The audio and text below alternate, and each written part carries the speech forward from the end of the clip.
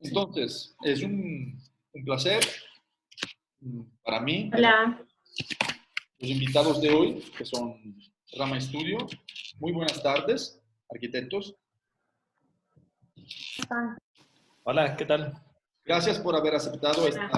esta invitación. Antes de todo, felicidades digo, aquí le he pedido, de hecho, a Carla el currículum más corto porque tenéis, o sea, leer el currículum real hubiera sido una clase solo de tiempo. Por lo tanto, felicidades por todos los premios que habéis logrado y por la trayectoria, digamos, que estáis desarrollando en vuestra profesión, ¿no? En vuestra oficina. Por lo tanto, gracias por estar aquí con nosotros, ¿no? Un gusto. Gracias. Yo voy a leer un poco vuestra presentación, un poco para presentaros digamos, a los estudiantes que están aquí en el curso de catalizadores urbanos, ¿no? Y luego ya os dejo la palabra para que un poco nos enseñéis vuestra filosofía de proyecto urbano y cómo entendéis, digamos, el proyecto de la ciudad. Por lo tanto, Rama Studio es un estudio de arquitectura, diseño y construcción que se enfoca en la optimización de recursos por medio de la experimentación. El colectivo se interesa por procesos que fortalezcan el diseño y producción en coherencia a las necesidades, al lugar, a su memoria y al medio ambiente. Se relacionan escalas de trabajo que van desde el territorio hasta el objeto para alcanzar una visión integral que responda objetivamente a problemáticas sociales, culturales y espaciales. Los integrantes de Rama Studio son la arquitecta Carla Chávez, que es máster del Laboratorio de la Vivienda Sostenible del siglo XXI por la Universidad Politécnica de Barcelona, la arquitecta Carolina Rodas, máster en Seeding and Housing por la Universidad Politécnica de Madrid, y el arquitecto Felipe Donoso, máster en Diseño Sostenible de Productos, Innovación y Gestión por el Instituto Europeo de Diseño de Barcelona, por el IED. Los tres son docentes, han dictado clase en varias universidades en Ecuador, como PUSE, UTI y actualmente en la Universidad de las Américas en Quito. Y podemos agregar que el estudio ha sido invitado a dictar charlas y seminarios internacionales en Chile, en Argentina, en España y además en China. Han sido premiados con el primer lugar en el concurso internacional del Corredor Metropolitano de Quito en 2019 y han conseguido también el primer y el segundo lugar en el concurso Yuan IE Awards en China en el año 2019 con la Casa Lasso y el proyecto urbano de las escalinatas del Castillo Primer. Premio Nacional BAC 19 por el proyecto Torno Colab 2014. Por lo tanto, muchas gracias por estar aquí. Os dejo la palabra y espero que estéis a gusto con nosotros. Gracias. Hola, muchas gracias por la invitación. Es un gusto estar aquí con ustedes. Parecería que estás de día y no sé qué hora es la misma hora que acá, ¿no? Pero no sé si es que, bueno, empezamos y te comparto la pantalla. Sí, claro. Ok.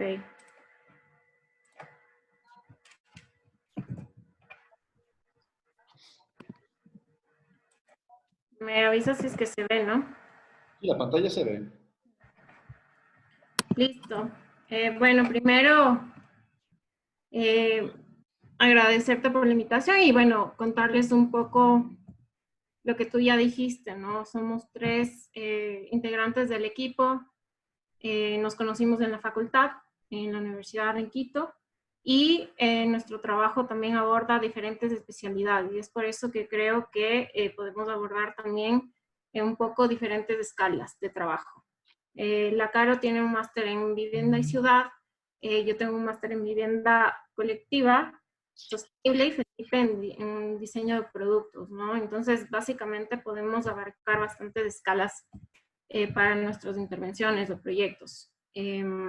Como tal vez no son todos de Ecuador, estoy ubicándoles un poco el país, bueno, todos deben saberlo.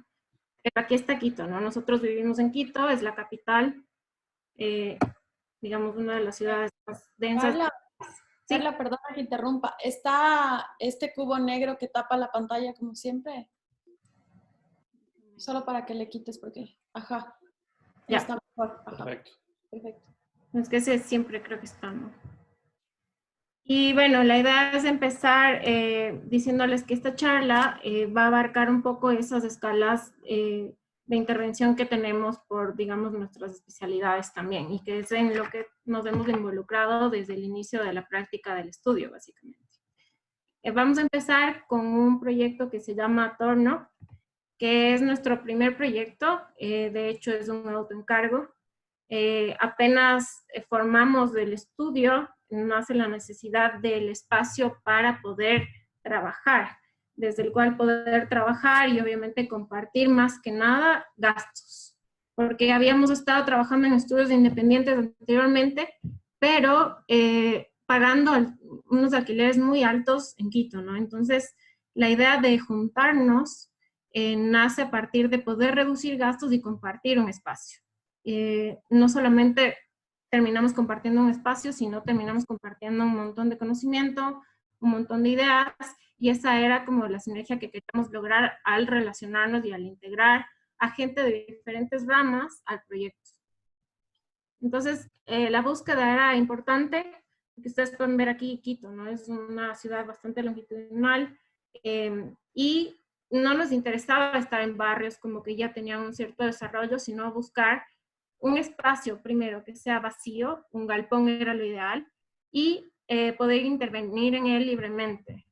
Este espacio debía estar dentro de una trama ya, digamos, conformada, no queríamos irnos a las periferias porque queríamos estar conectados con una red de transporte, estar interconectados, no sé, a ciclovías, a lugares que ya, digamos, estén consolidados, de donde haya cerca comercio, otro tipo de trabajo, oficinas y residencias, ¿no?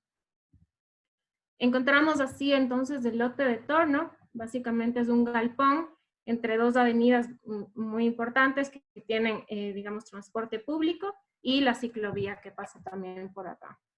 Después de una búsqueda de ver bastantes lugares, encontramos este local, este galpón, que era básicamente un torno, funcionaba antes como un torno de piezas mecánicas, y digamos que los dueños ya envejecieron y cerraron el local, ¿no es cierto? Entonces tenían el espacio básicamente vacío. Y era una de las cosas que nos interesaba descubrir en esta búsqueda, encontrar en la ciudad estos espacios que podían ser rehabilitados y reciclados.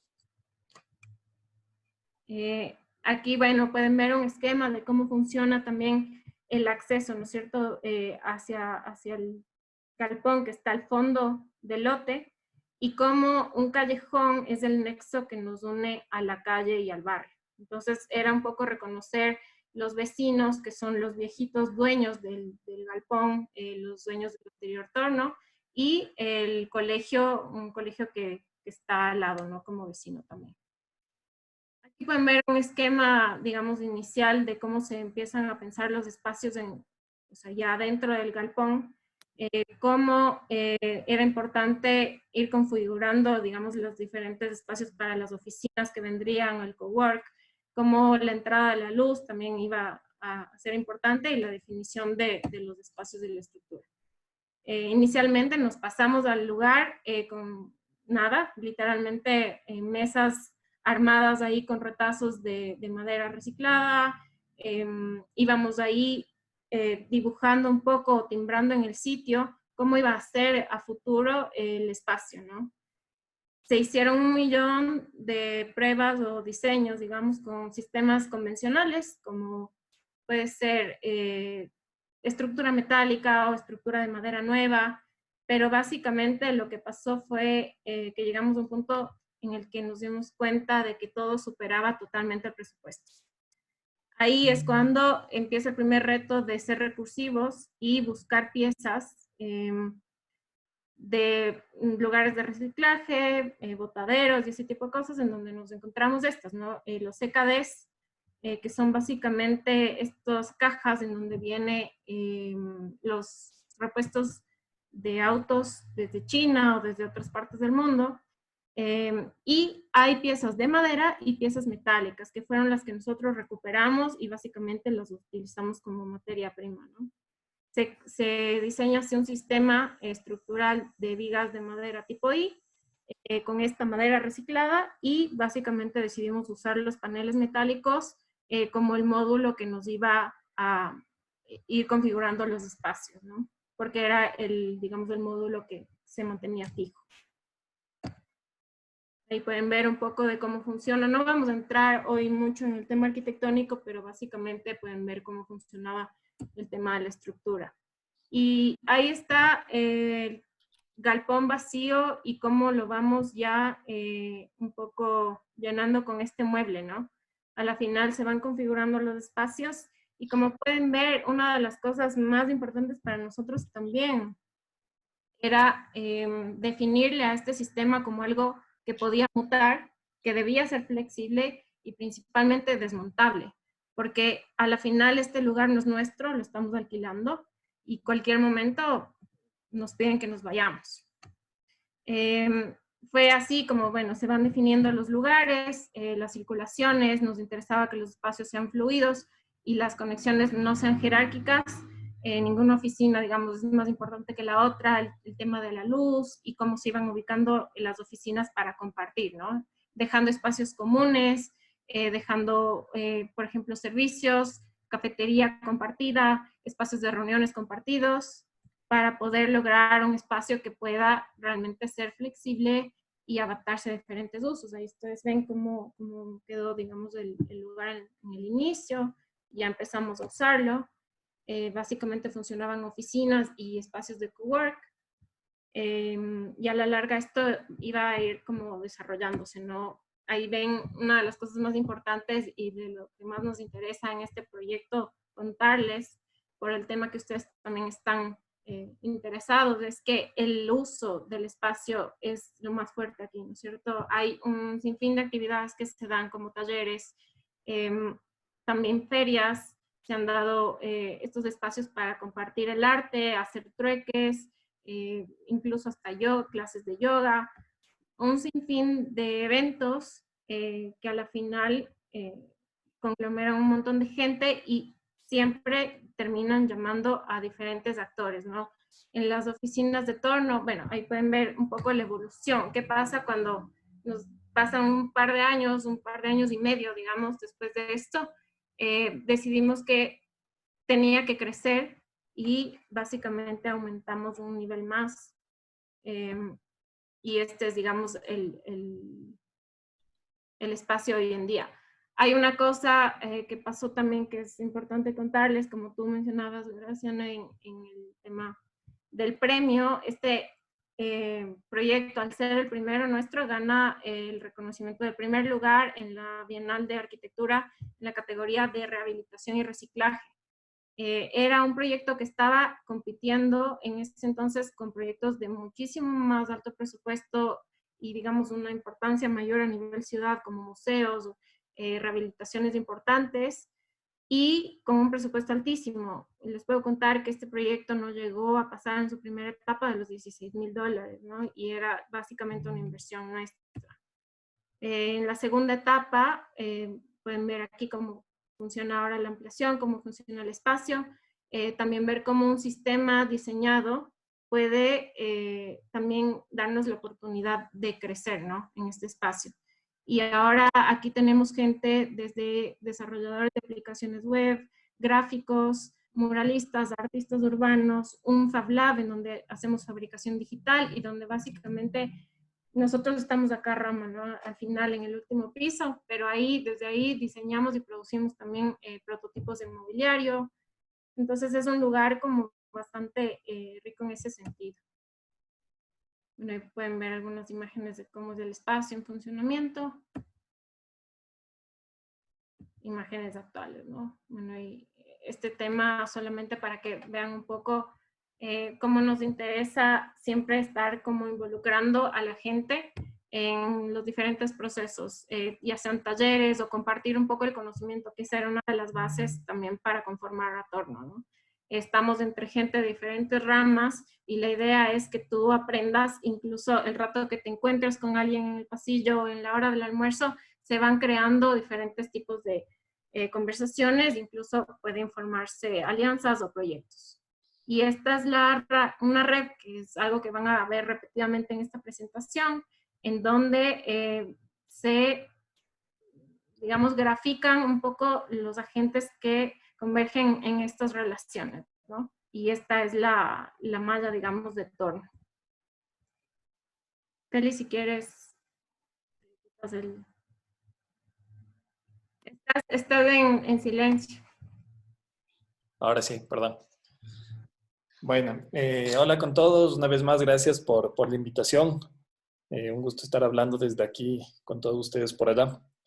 Y bueno, después de que vieron un poco este primer proyecto, este primer autoencargo, que en realidad nos lanzamos a hacerlo, fue un proyecto que nos dio muchas pautas, y no solo a nivel arquitectónico, sino que nos permitió relacionar muchas otras cosas que están fuera de la arquitectura. Y entre esas fue el entender dónde estábamos. Sabíamos a nivel técnico la ubicación, cómo la movilidad de la ciudad nos permite llegar y toda la cosa, pero todo ese análisis técnico nunca nos dio esta idea de exactamente quiénes son nuestros vecinos, cómo es nuestra calle, qué pasa aquí, qué no pasa. Y en esas primeras semanas en las que estábamos construyendo Torno, lamentablemente tuvimos robos, nos empezamos a enterar de asaltos en la calle, a nuestro primer cliente que llegaba le robaron el carro, y nos dimos cuenta que la calle no era tan pacífica y tan tranquila como hubiéramos creído. Sobre todo cuando ya empezábamos a trabajar hasta tarde, por la noche, simplemente veíamos que los vecinos cerraban sus puertas y todo el mundo se escondía atrás de sus muros y ahí quedaba. Entonces, lo primero que decidimos hacer es, ok, algo tenemos que hacer, no podemos quedarnos aquí encerrados y vivir en este miedo y esta angustia. Y empezamos a golpear puertas, a saludar a los vecinos, a convocar a reuniones, justamente para entender lo que pasaba. Y claro, con la gran desilusión de que nunca llegaba uno, llegaban dos, pero básicamente era difícil. Pásale, Carla. Me van diciendo ya. Entonces, llega en el quinto intento de convocar reuniones, logramos un quórum importante entre personas del colegio que vive al lado, vecinos, gente que trabaja por ahí cerca, y entendimos que la gente había roto todos los lazos que tenían, que las generaciones de los papás que viven ahora se van muy bien, pero ahora son los hijos, la señora de la casa azul, el señor de la casa amarilla, el de la esquina, el de arriba, el de abajo, y nadie se conocía entre nadie. Y claro, eso empezó a generar un montón de problemáticas en la casa. En esa reunión todo el mundo se culpó de todos los problemas, pero surgió una cosa súper interesante y se empezó a hablar de la comunidad y cómo la comunidad puede ser fuerte. Y uno de los vecinos dice, ok, la comunidad soy yo. Y eso se convirtió en un eslogan del proyecto que saldría también en esa reunión. Entonces es un proyecto que se llama Espora, Proyecto Espora. Es un proyecto que nace del barrio con el lema de la comunidad soy yo. Y que el objetivo es básicamente generar una receta, una, una metodología replicable, muy sencilla, que se puede empezar a adaptar a otras calles, a otros barrios, y que nuestra calle se convierte en una especie de prototipo, en una especie de plan piloto. Paralelamente, en esa etapa, Carolina y yo buscábamos un departamento y resulta que ahora ya no solo éramos personas que trabajaban ahí, sino que somos vecinos. Literalmente nos mudamos a vivir al frente de Torno y entendimos las problemáticas desde otro lado, o sea, ya no solo como el actor que viene a proponer algo y un poco a agitar las cosas, sino a vivir. Y bueno, con Proyecto Esporas empezaron a hacer varias mingas, no sé si allá tienen esta misma palabra o esta misma expresión de minga, que es básicamente juntar un grupo de gente con un objetivo común, los cuales no cobran, no se paga, pero se hace vaca, cada uno aporta con algo de dinero y las intervenciones se empiezan a hacer en la marcha. El entender este gran muro que era el que generaba mucha inseguridad y cómo lo perforamos para fortalecer esta idea de ver y ser visto y reducir el tema de inseguridad, cómo hacer que los mismos alumnos del colegio se apropien de su calle y que no solo sea puertas para adentro, cómo con la misma gente que está dentro de Torno hacemos que el arte urbano empiece a apoderarse de estas paredes que antes se veían completamente desoladas y que se entienda que son paredes cuidadas, paredes que hay gente que está pensando. ¿Cómo se toma el espacio público para hacer este tipo de eventos? O sea, simplemente colaborar con la policía, que eso fue un actor importantísimo. Y la policía lo que hace es, ok, no es o sea, es un agente oficial que nos permite cerrar una calle y tener un mapping de casi 290 metros cuadrados que aquí en Quito no se lo había hecho, con gente de torno, cómo la banda del colegio empieza a hacer sus presentaciones en la calle, cómo podemos hacer un montón de eventos. Uno especial, regrésale solo un ratito, uno especial fue la limpia, fue un acto simbólico de dar un nuevo inicio a la calle. Y un comentario de una vecina casi en llanto fue, es la primera vez que nos reunimos todos, básicamente a pensar cosas buenas y hablar cosas buenas de la calle. Generalmente era por algo malo, por un robo, por la basura, por lo que sea. Pero desde aquí como que cambia esa idea y los vecinos empiezan a entenderse ya no como la señora de la Casa Amarilla, sino es María, es Ernesto, es Jaime, es Jorge, es Don José. Y la comunidad empieza realmente a entenderse de otra forma. Pásale nada más, Mora. Llega un punto en Proyecto Espora que aplicamos al Habitat Village en el marco del Habitat 3. El Habitat 3, como muchos de ustedes sabrán, es esta conferencia enorme que la tercera sede fue aquí en Quito. Y propusimos que en este grupo de Habitat Village, que era presentar proyectos pro mejoras de la ciudad, a pesar de que estaba fuera del perímetro, que nuestro proyecto era digno, digamos, de estar ahí. A la final nos aceptaron y fue el único proyecto fuera del perímetro que fue presentado como un proyecto de la Habitat Village. Y la propuesta era generar a todo lo largo de la vereda espacios de estar, espacios de juego, espacios públicos, darle fuerza al espacio público. El prototipo fue una de las 5 plazas planteadas, se los hizo con estudiantes, con materiales de reciclaje, porque era una plaza que iba a durar 2 días. A la final ya va más de 3 años y sigue la plaza aquí afuera. Pero esta plaza ha significado mucho. Es una plaza que se ha convertido en escenario, se ha convertido en espacio de encuentro, de reunión. Se han celebrado cumpleaños ahí y ha habido gente que ha decidido ir a cortarse el pelo. Y en todo caso, todo esto lo que ha hecho es que el grupo de vecinos se fortalezca. Y independientemente de todo lo que se ha hecho, algo que es importante, que nos ha servido muchísimo y lo aconsejamos, es la documentación. A pesar de que no sea una documentación como profesional, se podría decir, no somos ni comunicadores ni investigadores, ni nada.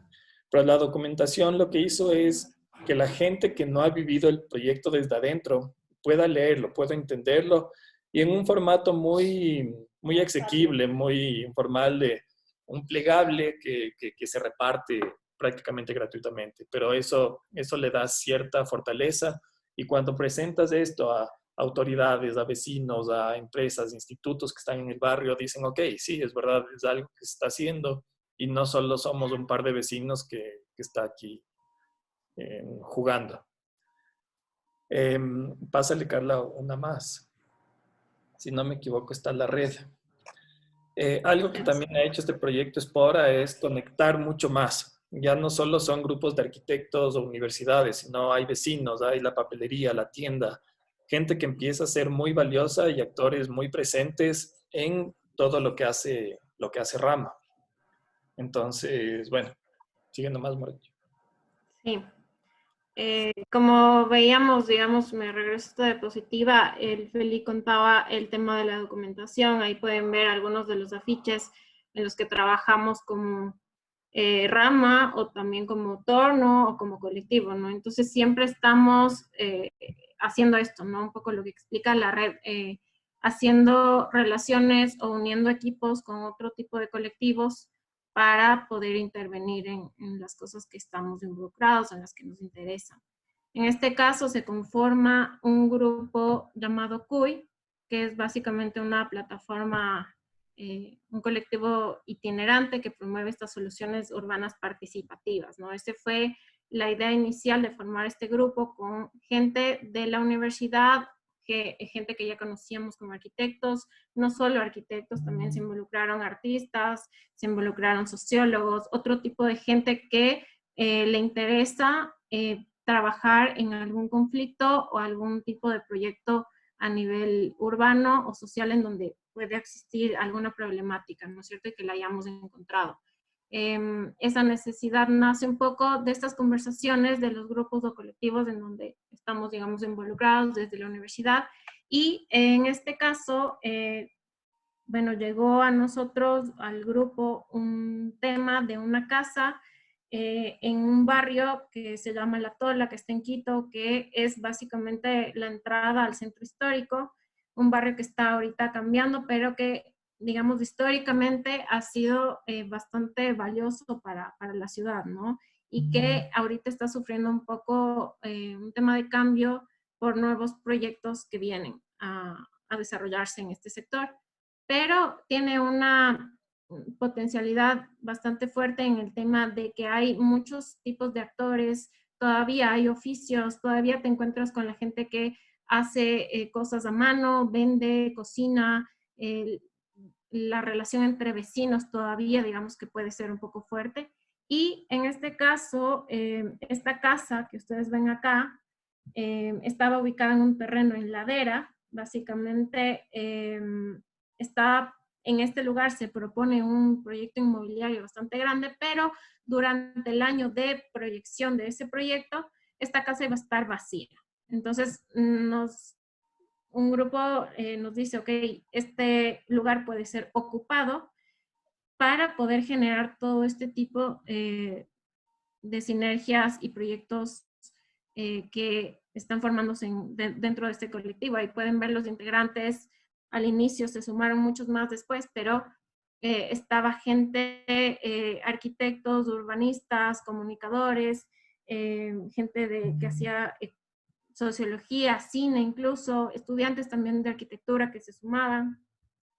Y básicamente nos juntamos para poder trabajar en un proceso urbano en unas escalinatas que estaban aledañas a este espacio, ¿no? Pero la casa, digamos, era nuestra base. Entonces, desde ahí se empieza a actuar. Este era el colectivo, era el grupo que tenía, digamos, actores variados. Y lo que nos interesó primero es básicamente empezar a conocer cuáles eran los actores del lugar y cómo intervenir desde la acción. No solamente ir como arquitectos a decir, ok, vamos a intervenir el espacio, sino primero entender la trama, entender, digamos, la sociedad que está ahí, los vecinos, cómo es la relación, y la única forma que encontramos viable era haciendo este tipo de actividades, ¿no? Que son cotidianas de la época. Entonces, en ese entonces hay una fiesta que se celebra acá, básicamente es como el Día de Muertos, en donde se hacen huevos de pan, que son básicamente la forma de una persona, ¿no? Y se toma colada morada y se llaman huevos de pan. Entonces es digamos, un evento muy cotidiano entre las familias y todos lo hacen. Entonces se decidió que entre los vecinos esto se iba a vender y llamábamos a los niños para que decoren su pan y como que todo el mundo se reunía. Era la forma de empezarles a conocer y a través de esas relaciones poder empezar ya a intervenir en el espacio físico. Otra fiesta, igual en Fiestas de Quito, un juego que se llama, digamos, 40, que es un juego de cartas. Era un campeonato con los vecinos, entonces la gente que pasaba se inscribía. Una pamba mesa, que es un lugar para compartir, todo el mundo trae comida y digamos que se van igual, obviamente, cruzando informaciones y conociéndose entre los vecinos. Activaciones con los niños del lugar, que era una de las cosas que más nos interesaba, porque una vez que tú atraes a los niños, digamos que son los más interesados en este tema, los padres van a venir. Y era una de las formas que encontramos para poder empezar a involucrar a la gente, porque dentro de todos los procesos que hemos tenido o hemos llevado, esto es una de las cosas más difíciles de hacer. En este caso, la intervención final fue hacer un cine al aire libre transmitir una película para niños, ¿no es cierto?, que les interese a ellos, ir un poco apropiándonos de las escalinatas que eran básicamente el principal problema del lugar. Era un lugar inseguro, era un lugar en donde había gente indigente viviendo ahí y lo que pudimos hacer es pintarla, limpiarla a base de mingas y hacerle un lugar que se pueda recorrer sin todos estos miedos, ¿no? Porque ya la gente estaba apropiándose del espacio con este tipo de intervenciones. Son intervenciones que, como ustedes ven, no tienen presupuesto alto. Se hizo con fondos y también pidiendo a empresas que hagan donaciones de pintura y recursos de ese tipo, ¿no? Gente que venía por un fin de semana o 2 fines de semana a dar una mano y se involucraban en este tipo de procesos. Había música, había también gente que compartía lectura, ferias de libro, escalada para los niños, cualquier gente que pueda venir y dar un espacio de cultura y truequear incluso a veces con cosas, ¿no? También había un grupo que hace trueques y tú podías, digamos, venir con una funda de fruta y podías cambiarla por un taller de algún otro tipo de cosas. Entonces, ese tipo de interacciones cuando el recurso no es solamente monetario es interesante también y fue como un gran aprendizaje. Después de este tipo de cosas, a la final son reconocidas y se comparten. Y esa es una de las cosas también que intentamos hacer, ¿no? Llamar un poco la atención y para que se entienda que si es que tú haces una intervención en determinado sitio y lo tratas de mejorar, no es necesario tener un gran presupuesto ni nada, sino empezar con este tipo de iniciativas. Una vez más, la red que hace CUY sigue igual creciendo y se van adjuntando como más actores. Este proyecto, que igual, bueno, les cuento rápidamente, es otro tipo de intervención en una ciudad de Loja, que está, digamos, un poco lejos de Quito. Fue un concurso, fue un proyecto trabajado justamente para artefactos urbanos, ese era el pedido. En este caso, el lote para la intervención era este espacio baldío, al lado de un parque, en una zona que estaba empezando a urbanizarse, pero básicamente el problema aquí era que nadie se había apropiado del lugar, ¿no? La falta de apropiación y de que se involucren los vecinos para poder vivirlo lo estaba haciendo totalmente inseguro. Entonces, aquí el punto era definir un punto de encuentro o un lugar de referencia a través de este artefacto. Esa era como que nuestra principal nuestro principal objetivo. Un artefacto que pueda ser modular, que pueda ser fácilmente construido, porque una de las premisas para este concurso era que la gente debía construirlo, que debía involucrarse en la construcción del artefacto como un evento que también iba a fortalecer luego la apropiación. Entonces nos parecía espectacular que pueda ser algo que involucre desde el principio, desde la base, a toda la comunidad, ¿no? En este caso, uno de los principales problemas era la seguridad.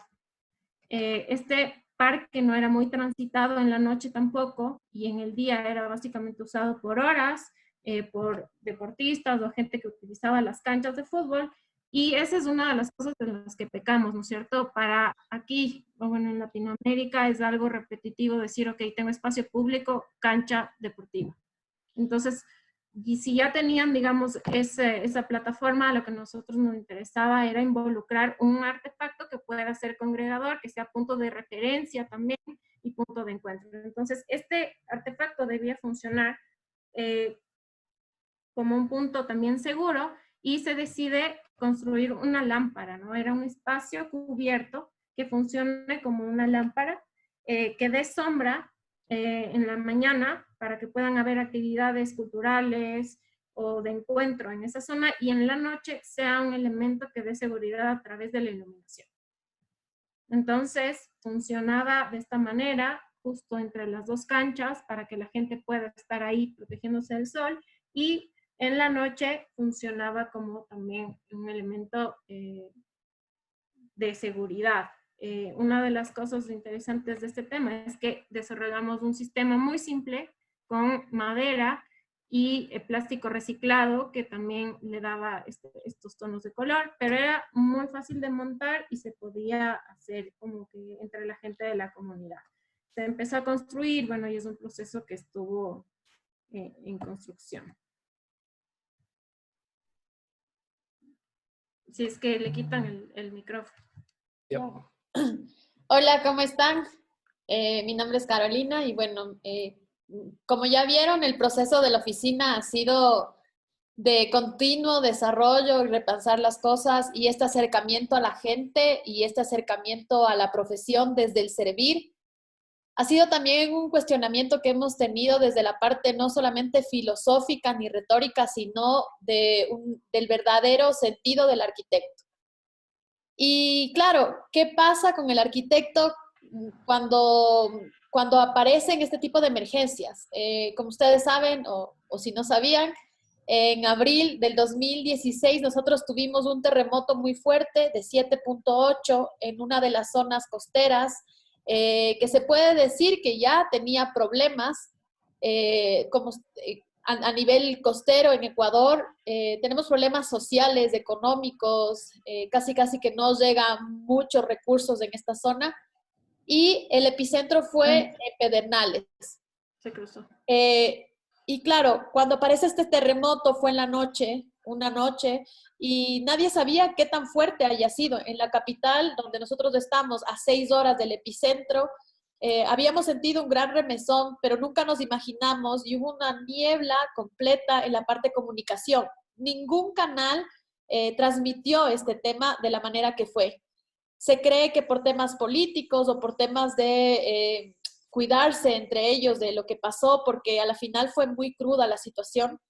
Al día siguiente, recién nos habíamos enterado de la dificultad que era, la magnitud. 7.8 no es un terremoto muy fuerte, sin embargo, ¿qué se puede hacer con este tema? Y fue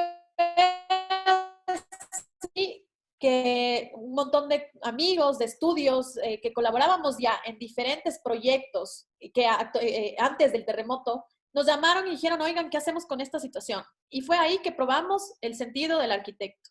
¿Cómo podemos colaborar desde nuestra técnica? Nos reunimos en este espacio que les contó Carla, que ya no solamente era el punto de encuentro de freelance o de estudios independientes, sino que se vuelve este punto de encuentro para articular una gran red. Y esa gran red se llamó Actuemos Ecuador. Fueron más de 3,000 voluntarios a partir de una plataforma virtual. Sumamos más de 30 estudios independientes que perdieron su nombre para simplemente sumar a esta gran idea de colaborar con lo que se pueda. A ese punto no sabíamos qué se puede hacer, pero lo que decidimos fue enfrentar la tragedia desde apoyar no solamente a gobiernos locales, no solamente a ministerios, sino a comunidades organizadas. Y fue ahí que entendimos que los procesos que habíamos trabajado cada quien a nivel social, a nivel comunitario, venían de procesos bastante amplios. Estábamos hablando de 3 años, de 2 años, de 6 meses. Cómo llegar a una comunidad que conoces en estas tragedias y cambiarles la vida en una semana. Así es que una de las primeras cosas que aprendimos es desarrollar proyectos para comunidades organizadas que ya tengan una estructura, desarrollar proyectos colectivos, comunales. No teníamos la capacidad de apoyarles con vivienda, sino estos espacios donde se congregan para compartir la comida, se congregan para recibir donaciones, y fueron estos puntos que tratábamos de desarrollar con todos los arquitectos. Otro tema importante era que nos situamos en la periferia, y esta periferia también permitía que los proyectos se desarrollen de manera participativa. Y es así que, como ya les dijo Carla, uno de los temas no solamente es hacer participar a los grandes, sino que los chicos empiecen a desarrollar o desde los imaginarios cómo se imaginan su nuevo pueblo, cómo se imaginan su nuevo espacio colectivo. Para todas las estructuras que les contamos, ahora me voy a centrar en Chamanga, que es una casa comunal. pero esta metodología se aplicó a todos los proyectos que hicimos como Actuemos Ecuador, que son más de 35 proyectos entre pequeños, entre grandes, entre estudios, entre apoyos técnicos, pero esta casa comunal, al igual que todos los proyectos, se hizo en base a Mingas. Y si ustedes han visto, hemos repetido la palabra Mingas y es por algo que nos apega muchísimo y es esto de trabajar en conjunto.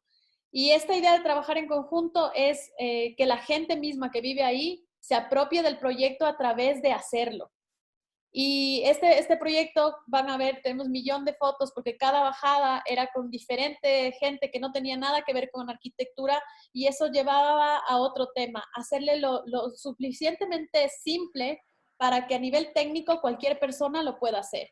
Y entender que la arquitectura no es todo. Nosotros no sabíamos construir en bambú, pero la gente de ahí sabía. Y entonces los aprendizajes se transmitieron y a la final lo que nosotros les ayudamos es a tecnificar la estructura en bambú y ellos nos enseñaron a construir.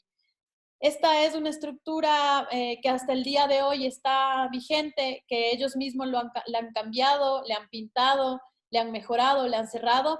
Y después de la tragedia, esto se torna ya no a esta casa comunal para compartir la comida, sino a una especie de espacio de talleres, como para retroalimentar muchas estructuras sociales que ellos estaban organizando desde esta época hasta hoy. Ahora hay talleres de costura, hay talleres de peluquería, hay talleres me olvidé la palabra exacta, pero era talleres de tejido con fibras. Entonces es bastante interesante cómo a partir de este colectivo, que lo llamamos como un mega colectivo, un supra colectivo, lográbamos llegar a estos puntos en común que era el servir. Hasta el día de hoy la idea es que Actuemos queda todavía constituido hasta que aparezca una tragedia de esta magnitud. Y esto es importante también porque la red que se genera con Actuemos sigue construyendo estos tejidos entre carreras.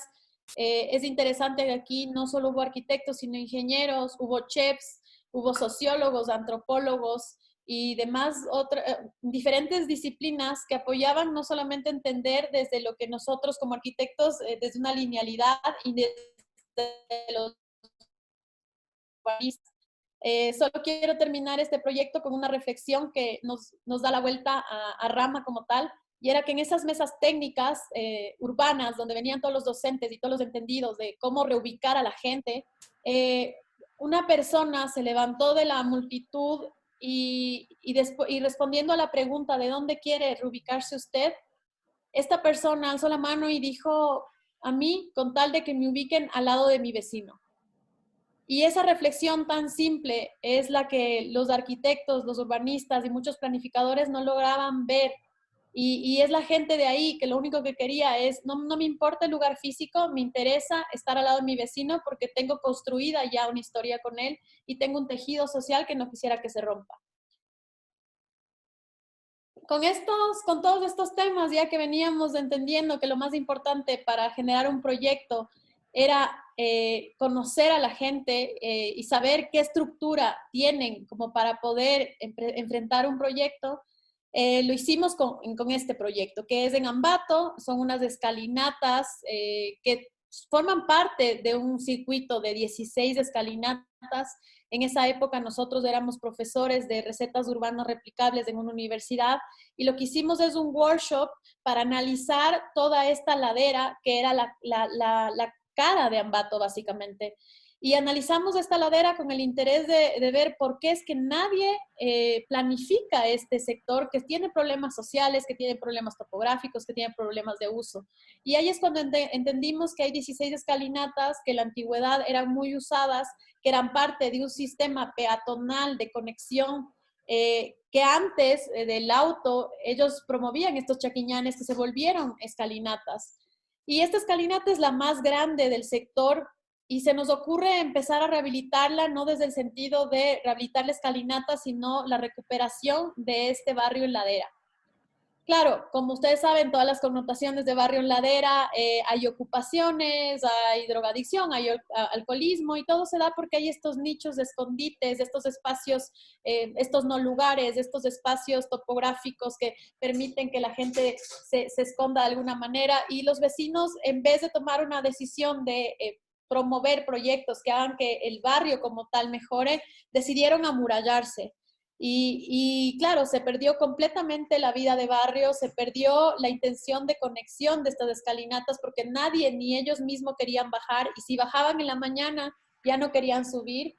Y la gente que conectaba unos 4 barrios en la parte superior con el centro dejó de usar estas escaleras porque era peligroso.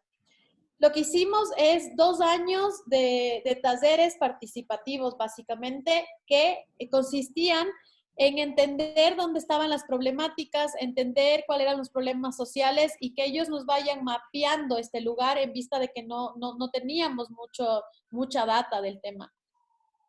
Una vez que teníamos claros los problemas, empezamos a testear si las soluciones que habíamos diseñado con ellos funcionaban.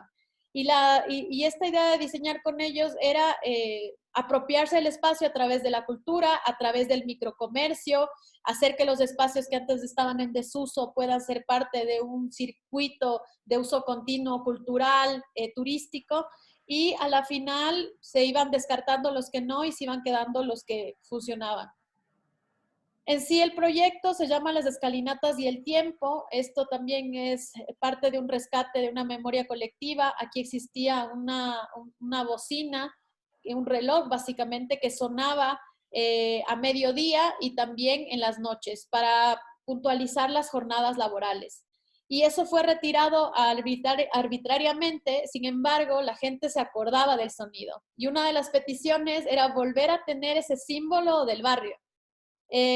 Logramos entender el tiempo como este corredor, como entender los paseos del turista, los paseos culturales, los paseos de la gente, y lo involucramos como parte del lugar. Entonces, síguele nomás. En este gráfico se condensa básicamente todos los temas que hemos tratado: el reactivar las terrazas, los puntos vacíos que ya no son verdes, sino que son puntos de botadero y puntos de escondite, rehabilitarlos no como un huerto urbano, sino un huerto productivo a gran escala. No son pedacitos de huerto, sino es como media ladera productiva. Rescatar el verde de cualquier manera, porque ahorita es una ladera gris. Integrar opciones de microeconomía, y digo opciones porque van pegadas a la cultura, al turismo, a simplemente el comercio, y también integramos un sistema que apoya al transporte peatonal, se puede decir. Son escaleras eléctricas que apoyan al peatón, al transeúnte, de una manera vertical. O sea, el problema no es bajar, el problema es subir. Trabajamos en iluminación, trabajamos en drenajes, y también en temas de espacios colectivos barriales netamente. Aquí podrán ver algunos de ellos. Este es el antes, esta es la propuesta que tenemos, trabajada de alguna manera con acero corten para que duren el tiempo. Estas son las escaleras de un solo sentido. Se trabajó también con luz LED para que siempre esté iluminado. El trabajo de los huertos productivos y las plataformas que pueden también ser habitadas. Y bueno, empezó la obra hace ya 9 meses. Estos fueron partes de cuando estaba la obra medio a hacerse. Y actualmente está en estas fotos son de 2 semanas antes de la cuarentena. O sea, la obra se paró a este nivel, pero la idea es que a partir de que salgamos de la cuarentena, en un mes más, la obra estaría lista. Los procesos son largos, el proyecto tiene muchos temas sociales, muchos temas culturales y muchos temas turísticos que ahora estarán un poco más complejos de aplicar por el tema del distanciamiento social, pero en todo caso la infraestructura más grande está lista.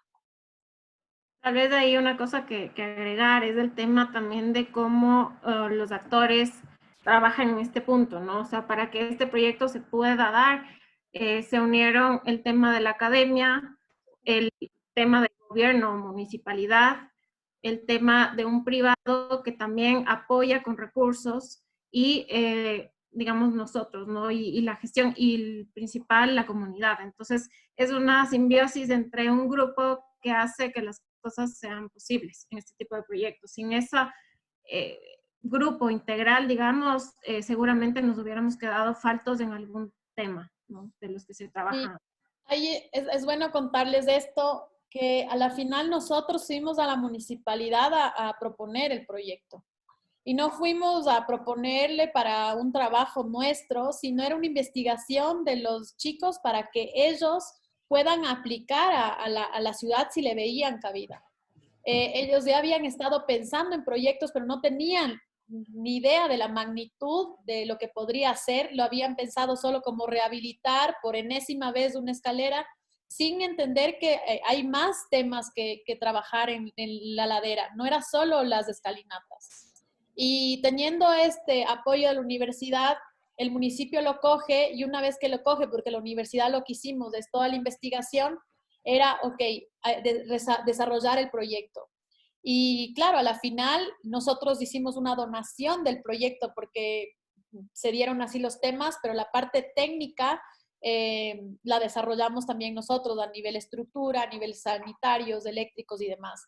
Así es que parece descabellado, pero si algún rato tienen una idea y creen que puede ayudar a la ciudad, no está de más ir a proponer y decir, bueno, por si acaso, si le quiere tomar en cuenta, mire, tengo esto. A nosotros nos funcionó. Sí.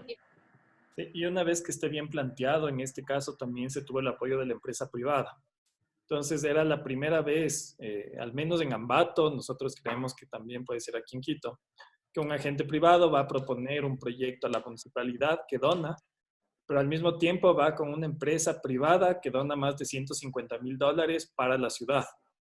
Entonces, en ese punto es súper difícil que la municipalidad diga que no. O sea, Pero entonces... también digamos que tenía esta parte importante de que le estamos apostando a un tipo diferente de movilidad, ¿no? Que es una movilidad sostenible, que no está o sea, apoyando al auto, que está más bien intentando reducir que el automóvil sea el principal actor en este barrio. Son ciudades alejadas, entonces el progreso, mientras más autovías y viaductos hayan, es mejor, es como un progreso, pero estamos como intentando un poco darle la vuelta a ese tema y ver que el uso, el recorrer el espacio público peatonalmente es una mejor apuesta, ¿no?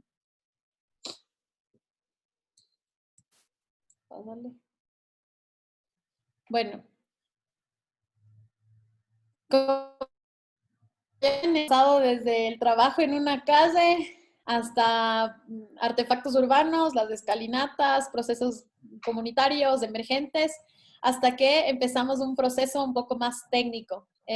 Aquí en Quito se lanzó el anterior año el concurso del Corredor Metropolitano de Quito.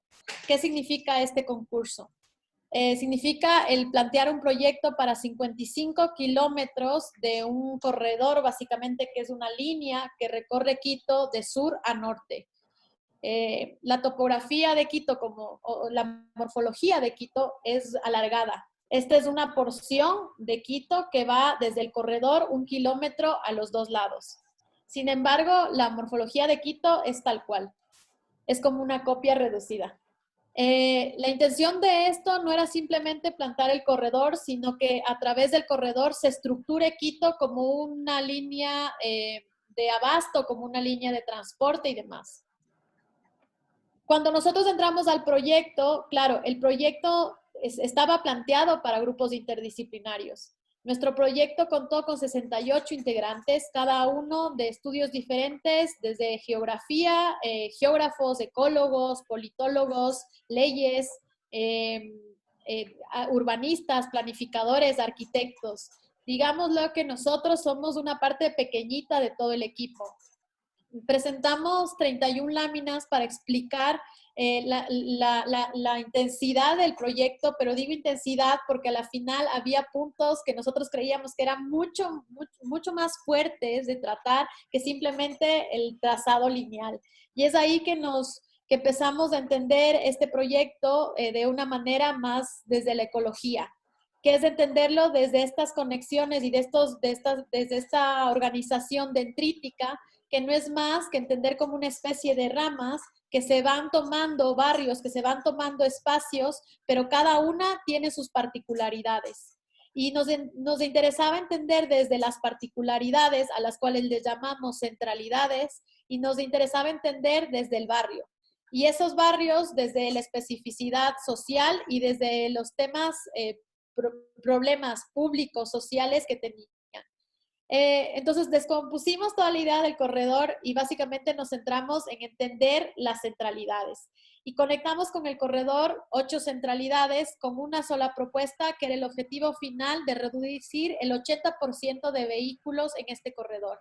A través no solamente de planificar una ciudad con transporte alternativo, sino que también entender que sea una ciudad caminable, una ciudad amigable y una ciudad ecológica, que es muy diferente a una ciudad verde. Una ciudad verde actualmente puede ser una ciudad que tiene parterres con árboles. Una ciudad ecológica es aquella que permite los tejidos entre las quebradas, los tejidos para generar nodos, para generar corredores para las especies de fauna y flora.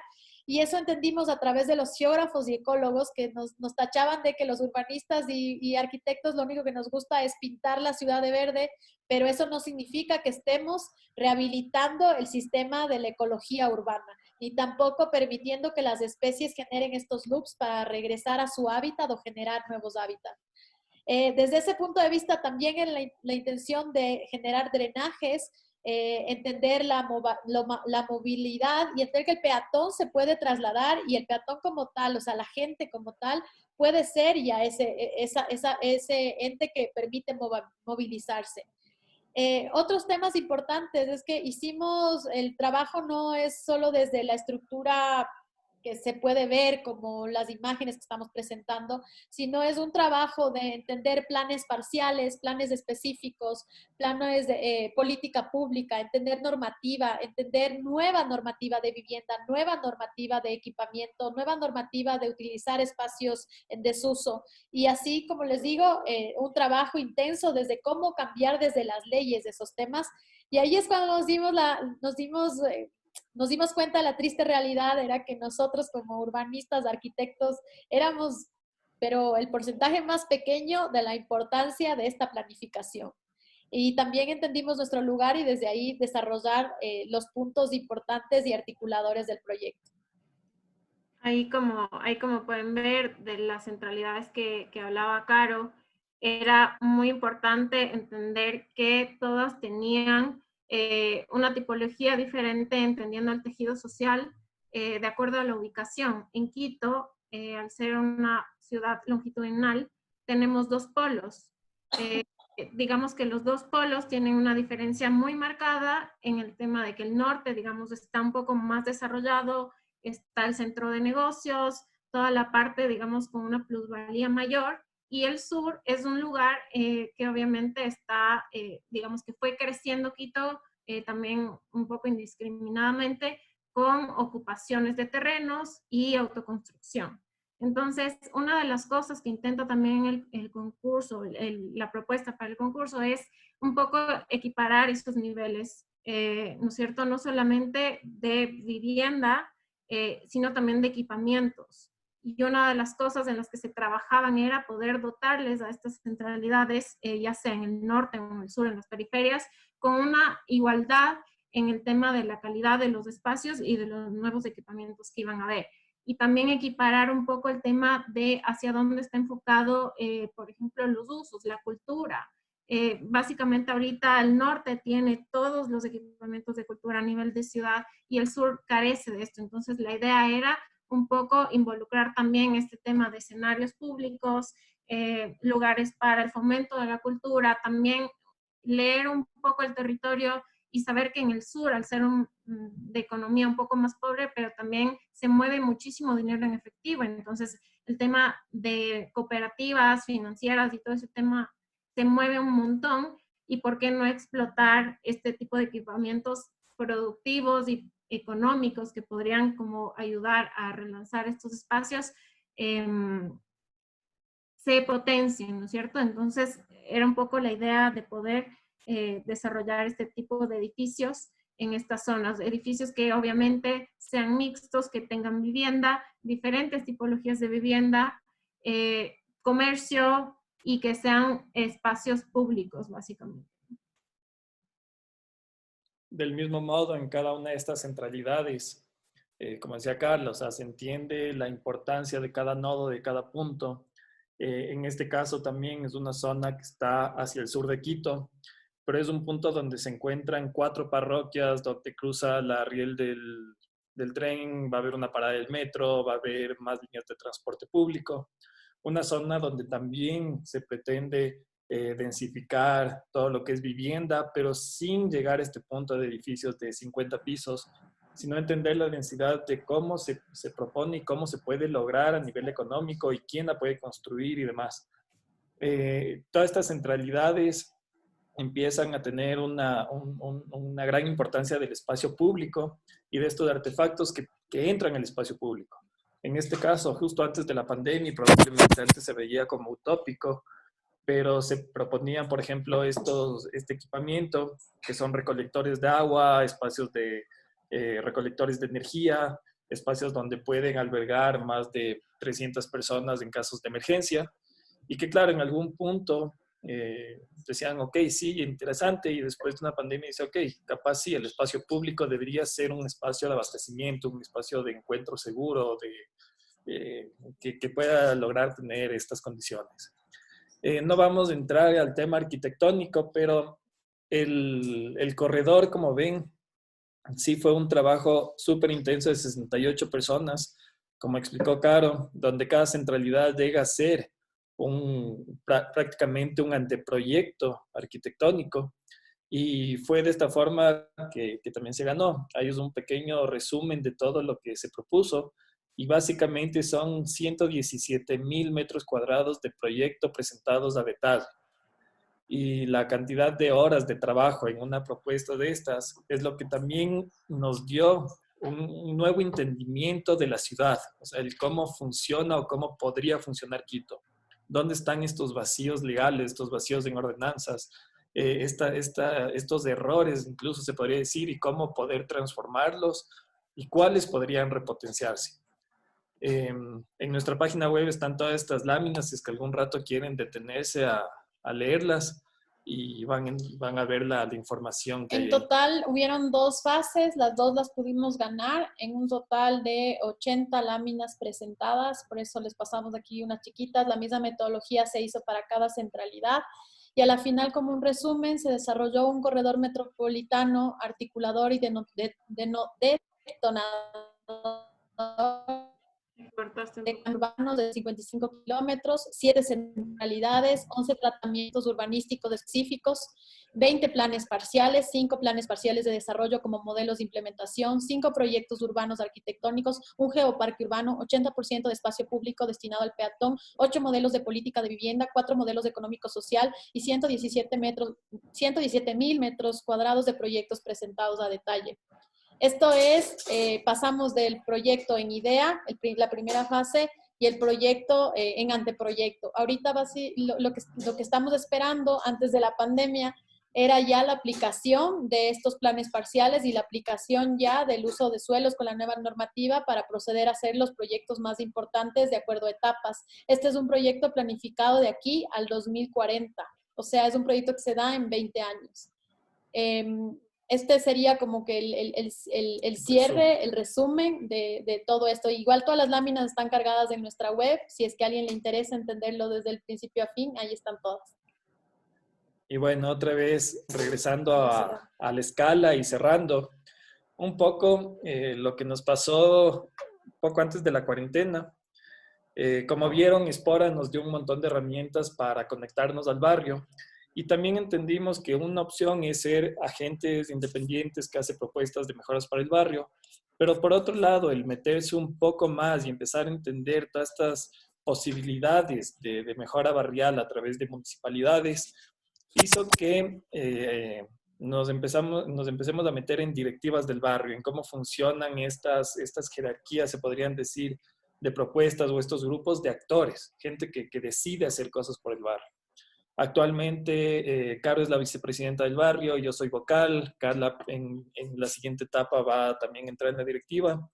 Y lo que hemos visto es que, claro, hay muchos vecinos que tienen iniciativas, pero les falta herramientas. Y por otro lado, nosotros hemos visto que las herramientas que tenemos, si las canalizamos a través de caminos formales o a través de estos espacios con municipalidades, se puede lograr un montón de proyectos, incluso con fondos públicos, que en vez de que se dispersen, se pueda dar una continuidad. Un poco antes de la cuarentena, empezamos a hacer un trabajo de cohesión social, comunitaria, y donde uno de los grandes logros fue unificar 5 barrios. Ahora hay una directiva de 5 barrios o una alianza de 5 barrios donde se potencia un montón. Llega el tema del COVID y básicamente lo que se enfocan son todas estas iniciativas a nivel urbano, desde huertos urbanos que ponemos en la calle y que más de 6 familias se alimentan de estos huertos, incluyéndonos. Pásale, Carla.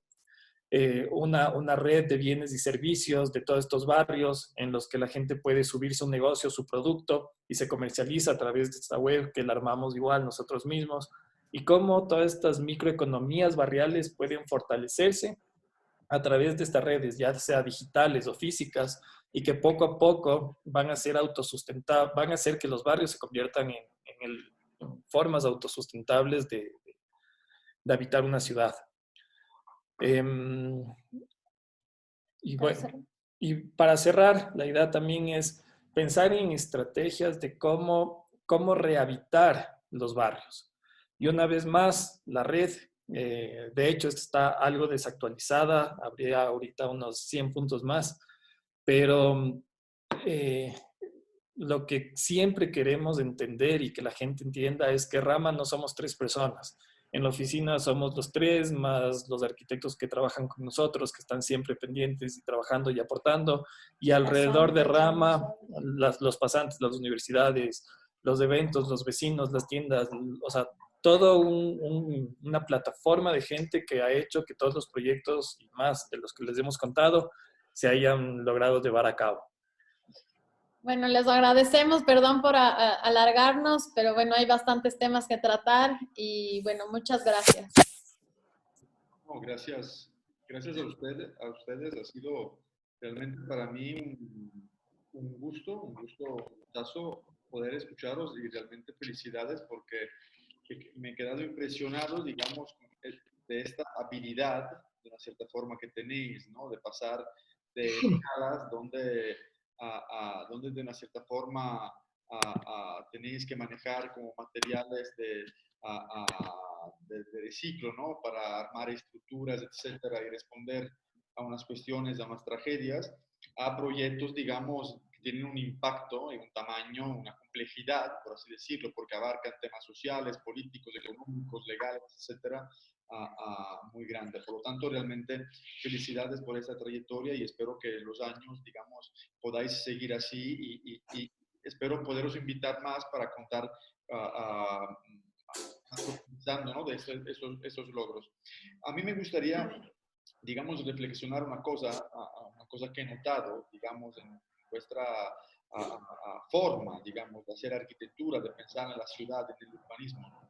Porque además de pensar, ¿no? de la idea que tenéis, ¿no? De cómo se montan los materiales, etcétera, tenéis un enfoque que es como muy estratégico de cómo enfrentaros a un problema. Bueno, esto es lo que yo he entendido. Y luego, otra cosa muy interesante es que una parte muy importante de vuestros proyectos son las personas, es decir, son las personas del barrio, el vecino de la calle, los niños que van a pintar la escalera, toda la gente, digamos, víctima de estas tragedias. O sea, las personas para ustedes tienen un valor muy importante ya desde cero hasta a la realización, ¿no? de vuestros edificios, de vuestras estrategias.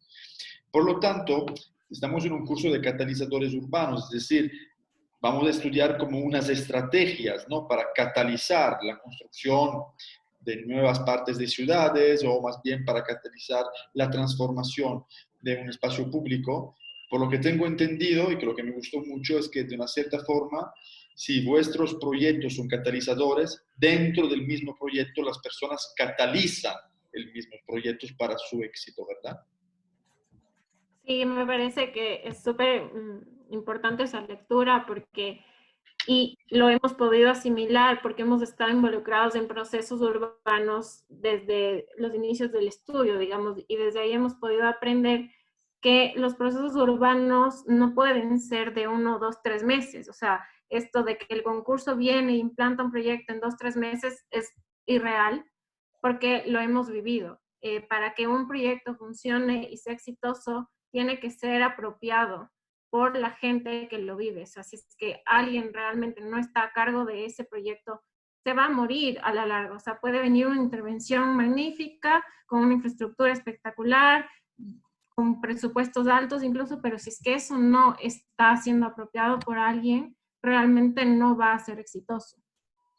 Y otro tema, y a nosotros como arquitectos y urbanistas, no sé si les pasa, hablamos como nosotros, nos encanta empezar a dar soluciones sobre la gente. Y es algo que hemos sido muy críticos, o sea, de cuando acá nosotros tenemos la solución social, comunitaria, barrial, de ciudad, o como quieran llamarlo, para decir, bueno, con esto van a cambiarse la vida. Y es mentira porque dependiendo incluso de barrio a barrio, la estructura comunitaria cambia, las prioridades cambian, los líderes cambian. Y eso nos ha hecho entender de que todos los proyectos que hemos hecho, si ustedes han visto, son procesos que van menos de 1 año y medio para arriba. O sea, nosotros jamás vamos como a decir, bueno, me parece que aquí es bueno un huerto urbano, porque el huerto urbano es importante para tener producción local. No. Hay gente que no le interesa y que odia el huerto urbano, porque le parece que va a haber plagas. Nosotros hemos aprendido de la gente temas como nosotros queríamos arborizar algo porque nos parece que el árbol da sombra y estas cosas idílicas que nos han vendido. Pero la gente ha sido muy crítica con nosotros, nos ha dicho, no quiero un árbol porque ahí se esconde el ladrón. No quiero árboles. Y no es uno, sino todos los vecinos. Entonces, entender esas lógicas desde la gente nos ha enseñado que muchas de las cosas que hemos tomado como ciertas, tal vez no son aplicables en todo lado. Y es por eso que los procesos de conocimiento del lugar y de ese análisis del lugar es desde ahí. Y si no podemos vivir ahí, obviamente es desde que ellos nos cuenten y sean partícipes, no del diseño, porque no creemos que el diseño es participativo. Creemos que el proyecto, las bases, la investigación, la conformación de estas respuestas a las problemáticas son con ellos. Pero el diseño claramente lo hacemos nosotros basados en todo lo que ellos nos cuentan, en todo lo que ellos... Desde el tipo de plantas. Ha habido gente que se ha involucrado tanto que nos dice, no, esta planta huele feo. Y uno es, bueno, a mí me parece bonita. No, no es de este tema. Entonces vamos aprendiendo de la gente más que nosotros venir como grandes estrellas y decirles, bueno, a mí me enseñó la universidad esto. Y creo que eso O sea, nos va a básicamente estar en contra de la validación. O sea, no es cuestión de validar, proyectar y ir a validarlo a una comunidad como es de costumbre y se hace acá, sino en las bases empezar con esta participación. Me gustaría comentar otra cosa y luego dejaría la palabra a los demás estudiantes para que os pregunten si tienen dudas. Es muy curioso que dos de los tres integrantes de Rama, ¿no?, estéis especializadas en vivienda, ¿no?, en vivienda colectiva, en vivienda urbana, ¿no?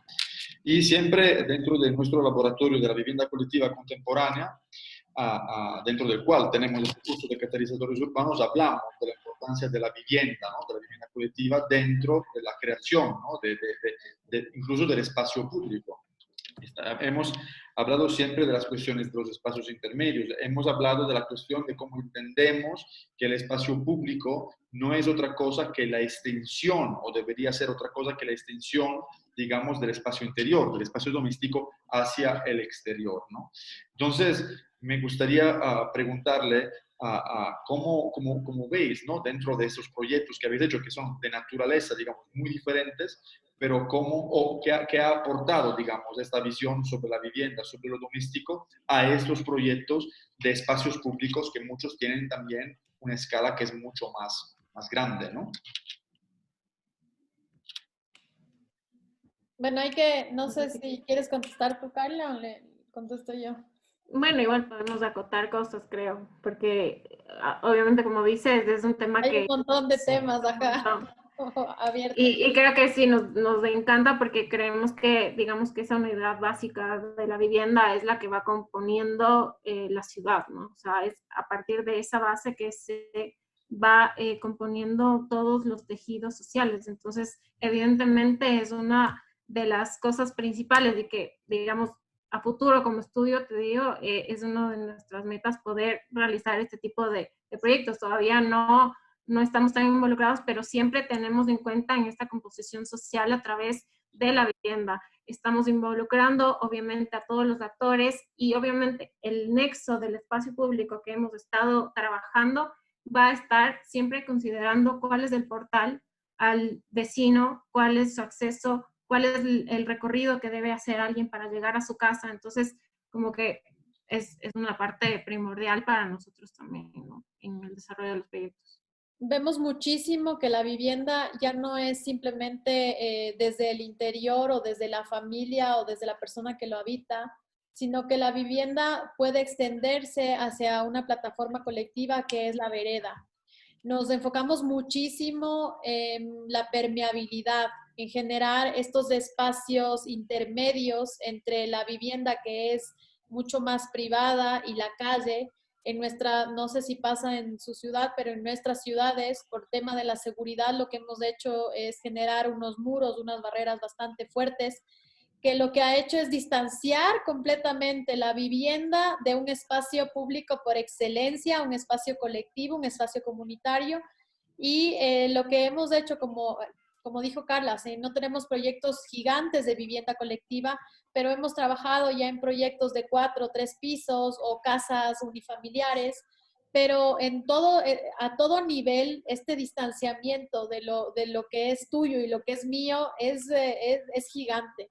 Lo que hemos tratado de hacer y lo que nos interesa es lograr relacionarles otra vez y como dice Carla, o sea, cualquier elemento puesto en la ciudad es parte de la ciudad como tal, es articulador a la vez, conforma esta masa urbana y también es parte del problema, porque cómo lo situamos y cómo lo hacemos hace que nuestras ciudades sigan siendo amuralladas.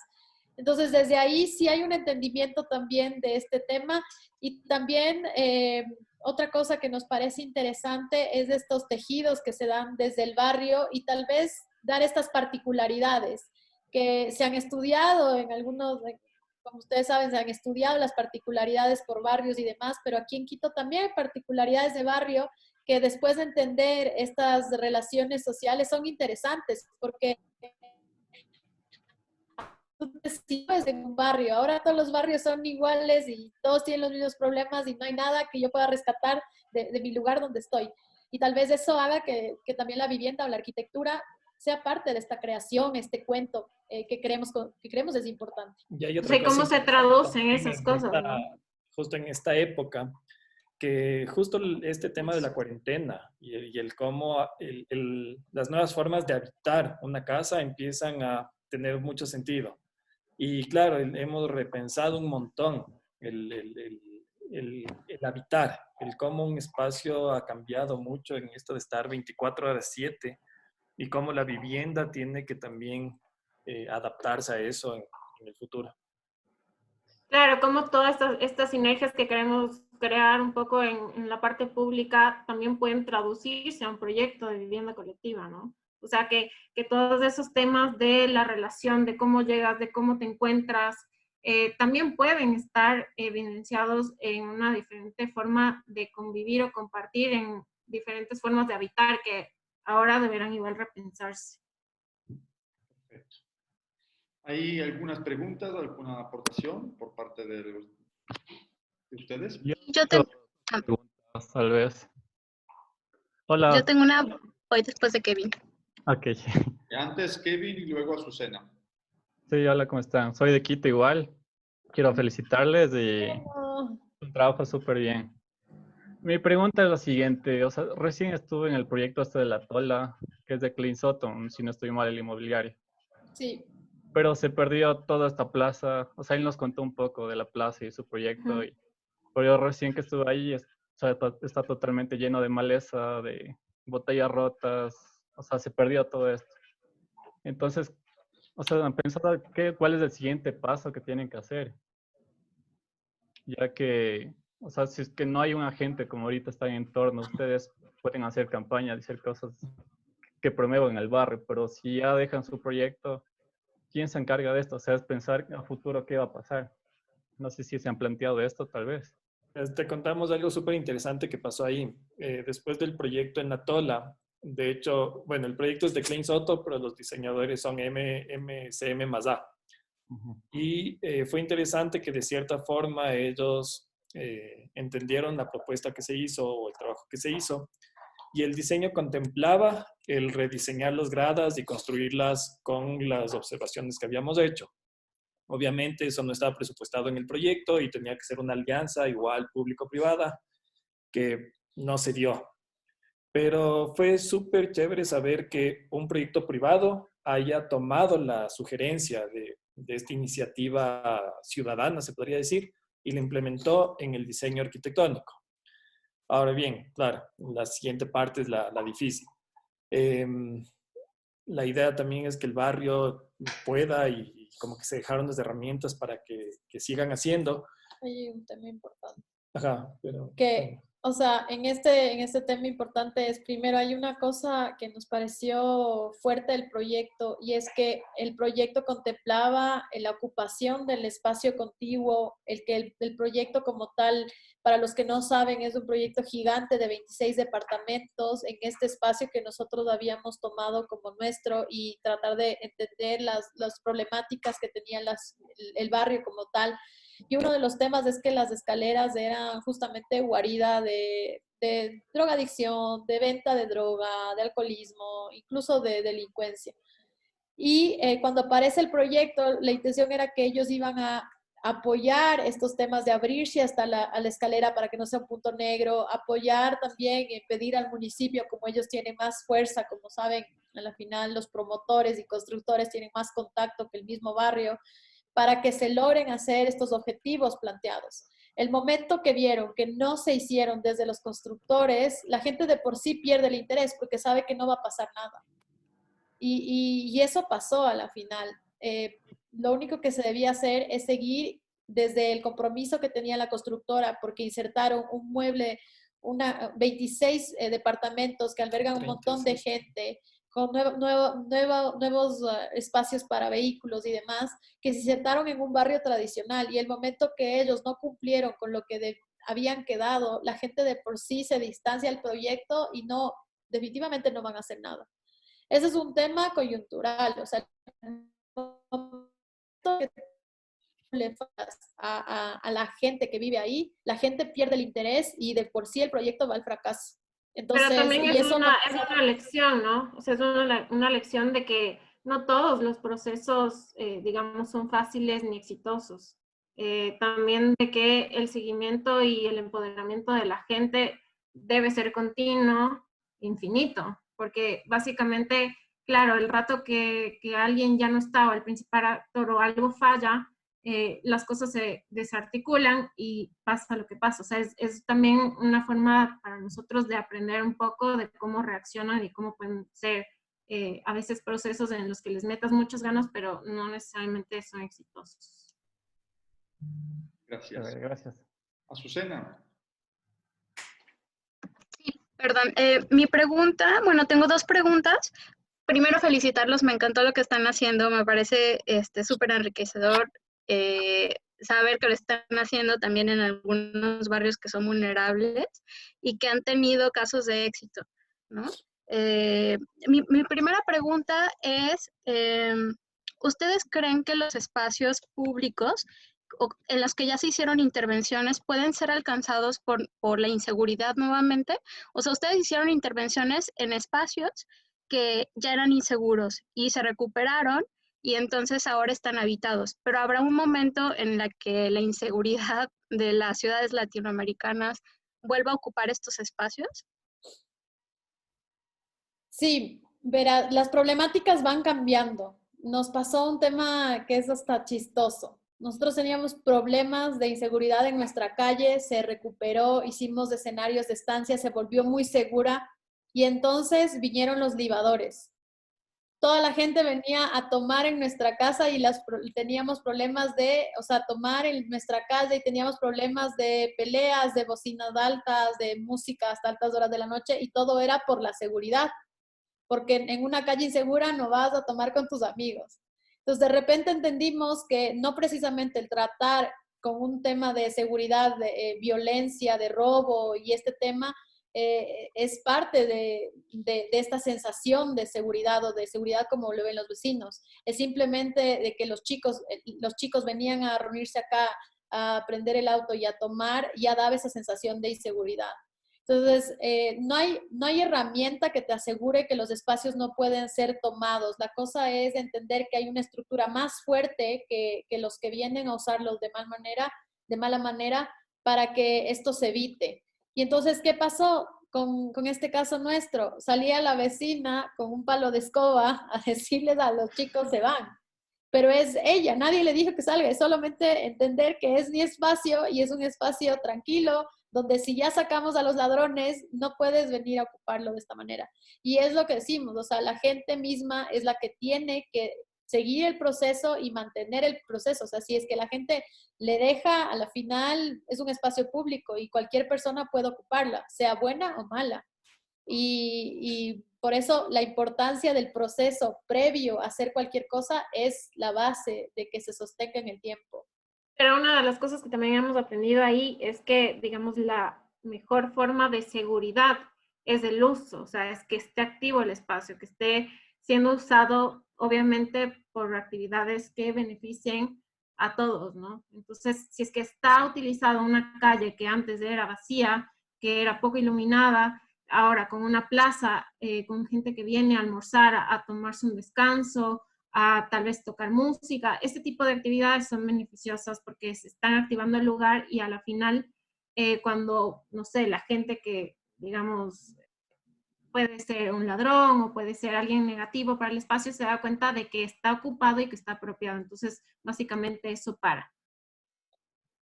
Muchas gracias. Y bueno, la otra pregunta, que supongo que es una pregunta ya medio trillada y que incluso ustedes se la han hecho ya varias veces, es hablando en términos de espacio público, ¿creen que la situación que estamos viviendo actualmente va a cambiar la forma en la que nos relacionamos en el espacio público y la forma en la que también hasta el momento se había hecho espacio público? De hecho, es interesante eso porque, como viste, el tema del concurso lo Sí. habíamos acabado de ganar justamente antes de que pase todo esto. Y es evidente para el grupo que está desarrollando esto que no podemos mantenernos con el proyecto anterior y que las cosas deben repensarse para diferentes formas de habitar el espacio público, diferentes formas de encontrarse, que también tenemos que ahorita tomar este tema de plataformas digitales y hacer este tipo de relaciones de una forma diferente. Entonces, ahorita estamos básicamente otra vez, en un proceso de reestructurar un poco cómo utilizar el espacio.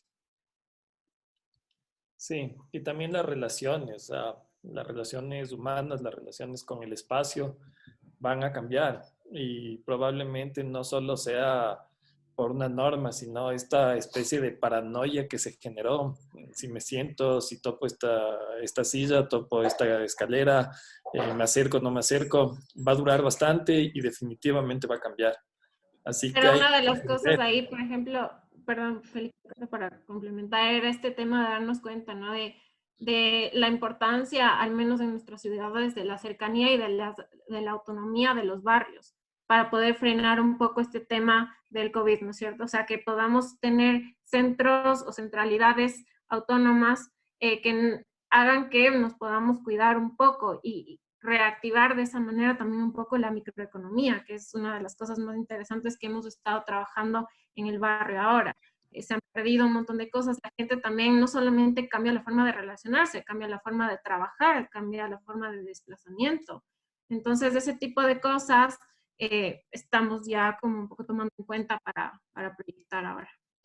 Otro tema también interesante ahí es el descontextualizar que el espacio colectivo no simplemente tiene que ser físico, sino que a través de la tecnología y las plataformas digitales ahorita hemos generado espacios colectivos como el espacio de venta, el espacio de talleres online, el espacio, este mismo espacio que estamos, generan plataformas colectivas que si es que nos llega una pandemia, la estructura social tiene que seguir, o sea, tenemos que seguirnos viendo de alguna manera, tenemos que buscar y le perdimos el miedo también a la tecnología.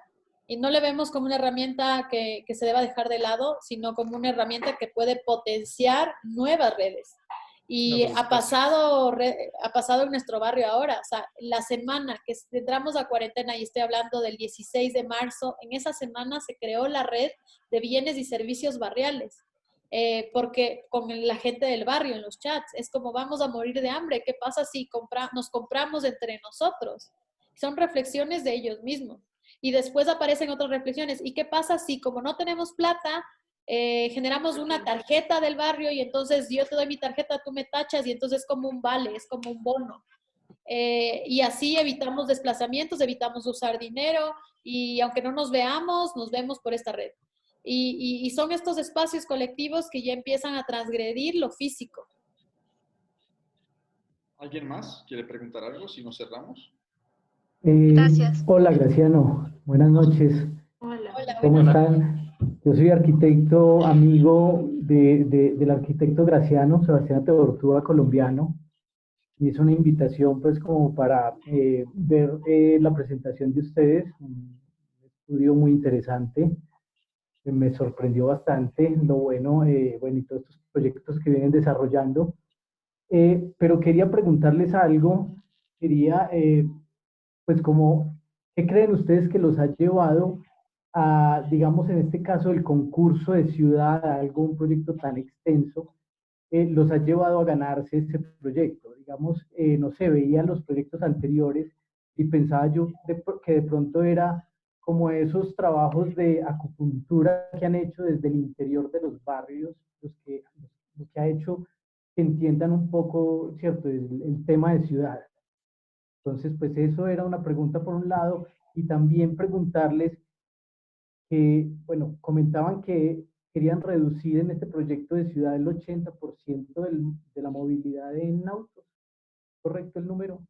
Pues me Sí, parece, o sea, suena muy bien, ¿cierto? Suena muy bien, pero ¿qué pasa alrededor de la ciudad con todo ese tráfico? O sea, es algo que se estudia también porque reducir en un eje principal de la ciudad el tráfico en esa medida pues es muy interesante, pero ¿qué pasa alrededor? ¿Puede colapsar? sí. Entonces, Muy buena la pregunta, contesto en partes, ¿ya? Sí, efectivamente, el entender desde la mínima que hace ciudad nos ha permitido tener una idea integral desde el barrio, básicamente, y desde la casa también. Y eso hizo que no veamos como desde la idea de planificación, trazando líneas de colores, arborizando, sino entender cómo esta gente se reactiva económicamente, porque hay un tema a nivel planificación urbana, usualmente lo que buscamos es un inversor.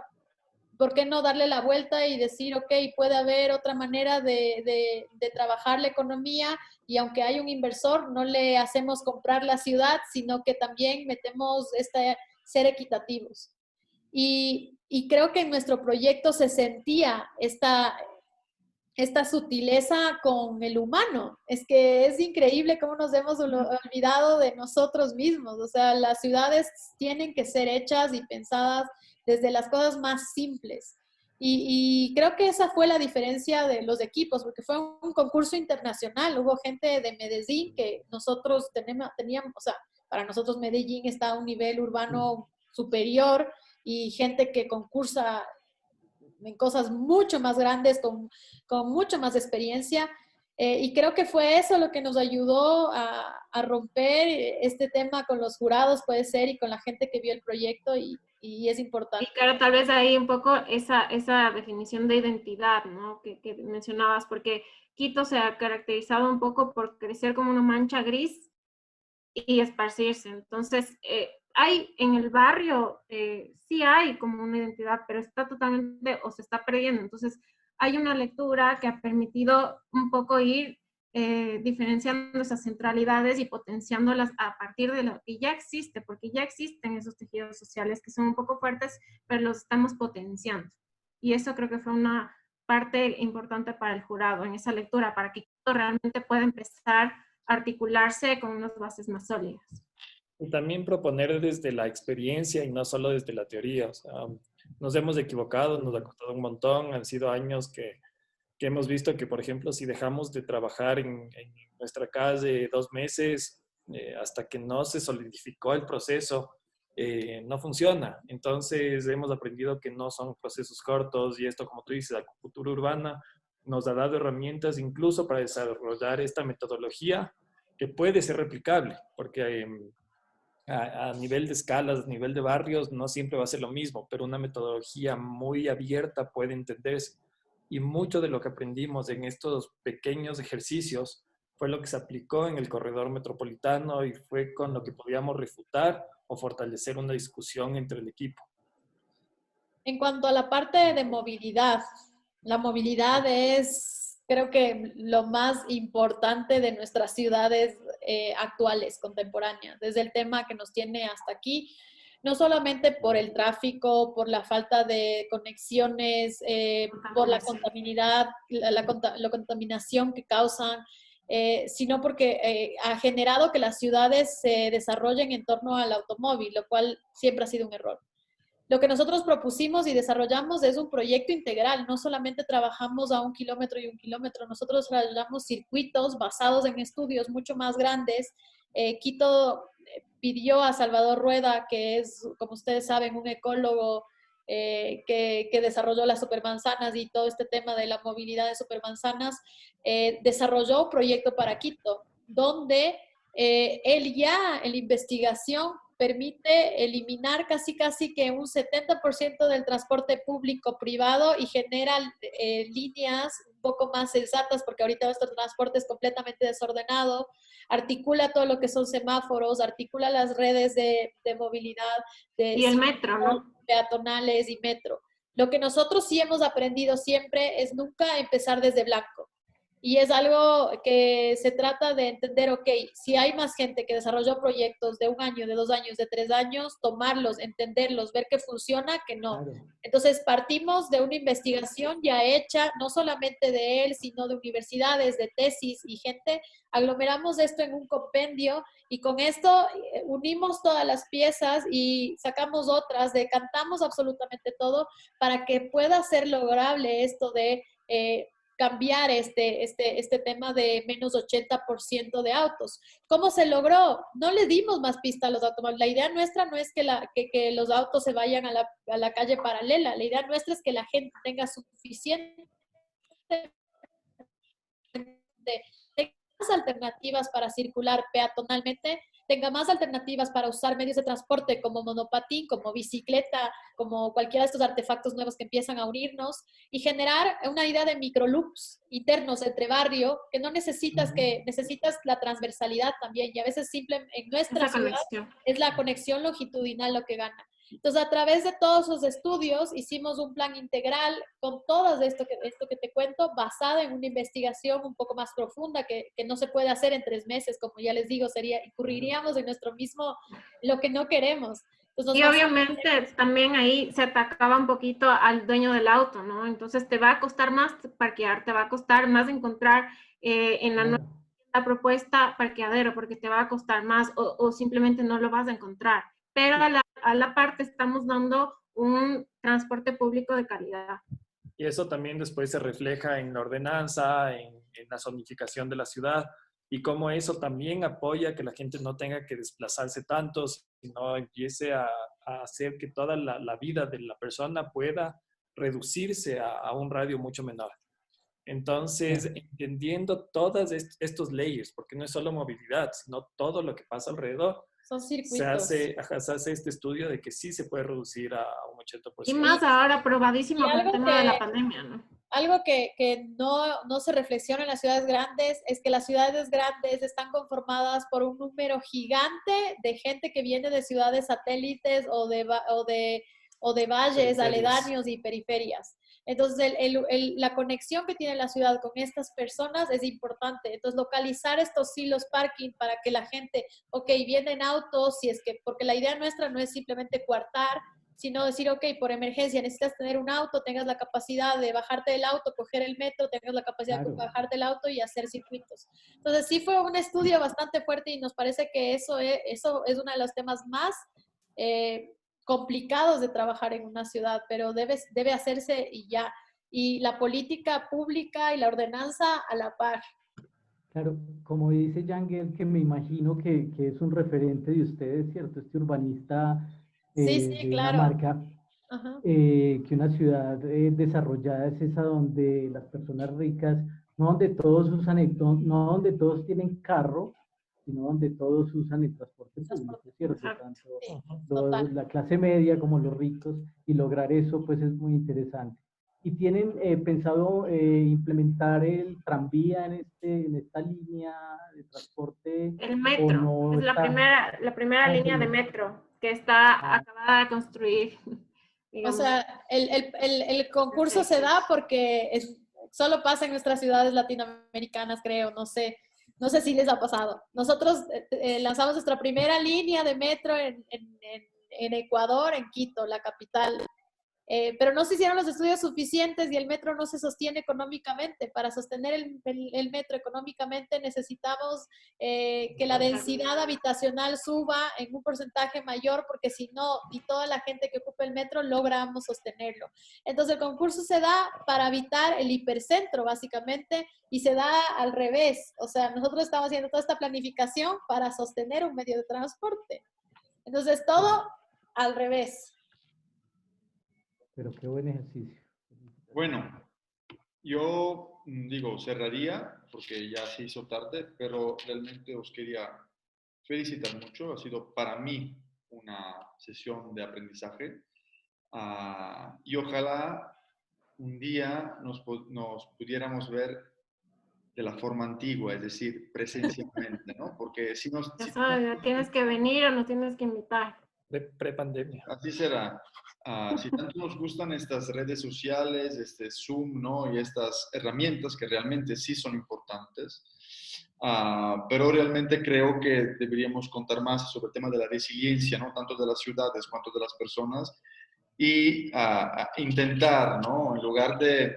Es un pensamiento que estaba haciendo, ¿no? De pensar que a lo mejor, sí, en algo van a cambiar nuestros espacios públicos, pero creer que se pueda, digamos, contrarrestar, o que deberíamos, yo creo, responder, o el fallo más grande ha sido en la respuesta a esta pandemia de todos los países, ha sido que nadie de nosotros, en ningún país, ni en las Américas, ni en Europa, ha tenido o tiene en sus políticas una política sanitaria y una política también de la investigación, ¿no? en estos campos tan desarrollada, ¿no? Por lo tanto, a mí sí me gustaría entender que una de las enseñanzas, ¿no? que nos va a dejar el COVID, la SARS-CoV-19, es invertirle más, ¿no? En uno, por un lado, en la investigación, digamos, de la medicina, etcétera, para realmente estar más desarrollados más adelante. Y dos, volviendo al tema de la vivienda, rescatar todos aquellos espacios, ¿no? que muchos desarrolladores no nos hacen construir porque son una superficie, según ellos, no tan rentable, ¿no? Como los balcones, etcétera, que en las ciudades, por ejemplo, de Europa, han empezado a hacer falta en muchos edificios. Por lo tanto, para mí ha sido un gusto. Un saludo a Carla, a Carolina y a Felipe. Espero que todo lo que nos habéis regalado los sepamos usar en los proyectos de este curso. Gracias por participar y para dedicarnos vuestro tiempo y vuestro trabajo, digamos. Igual, un gusto haber podido Gracias a estar con ustedes ustedes también. hoy, que esperamos sí que les sirva en algo en lo que les hemos podido compartir hoy. Perfecto. Muchas gracias, Muchas igual, gracias. y qué gusto, ¿no? Qué chévere que estén tratando estos temas. Qué bien. Muchas gracias. Esperamos vernos pronto. Que estéis muy bien. Luego, Igualmente. Bye. Hasta luego. Chao, que estén bien. Hasta luego. Adiós. Bye.